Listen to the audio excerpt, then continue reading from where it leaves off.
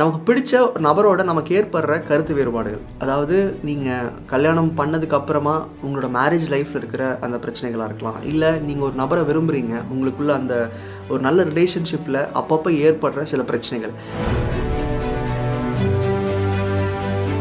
இதை சால்வ் பண்ணுறதுக்கு நம்ம தனியாக தான் ஃபங்க்ஷன் ஆக முடியும். அதாவது இப்போ ஒரு பொருளை ஈர்க்கிறோம், பணத்தை ஈர்க்கிறோன்னா அதை நம்ம ஈர்க்கும்போது அந்த எனர்ஜி நமக்காக செயல்படும். ஆனால் ஒரு உறவு அப்படின்றது நம்ம எப்படி ஒரு பவர்ஃபுல் பீயிங், அதாவது நம்ம எண்ணங்கள் வாழ்க்கையாதுன்னு சொல்கிறோம் இல்லையா, அதே மாதிரி அந்த பர்சனுக்கும் சொந்த விருப்பு வெறுப்புகள், கருத்து வேறுபாடுகள் இருக்கிறதுக்கு வாய்ப்புகள் நிறைய இருக்குது. அப்போ அந்த இடத்துல உங்களுக்குள்ளே இருக்கிற அந்த ஒரு பாண்டிங், அந்த ஒரு புரிதலை அதிகப்படுத்துறதுக்கான ஒரு முயற்சி தான் இந்த 21 days ப்ரோக்ராம்,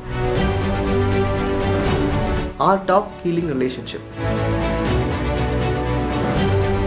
இந்த ப்ரோக்ராம் மூலமா உங்களுடைய ரிலேஷன்ஷிப் பாண்டிங் எப்படி பெட்டர் பண்ணிக்கிறது, ஒரு மிஸ் அண்டர்ஸ்டாண்டிங் இருக்கிற ஒரு ரிலேஷன்ஷிப்பை எப்படி சரி பண்ணுறது.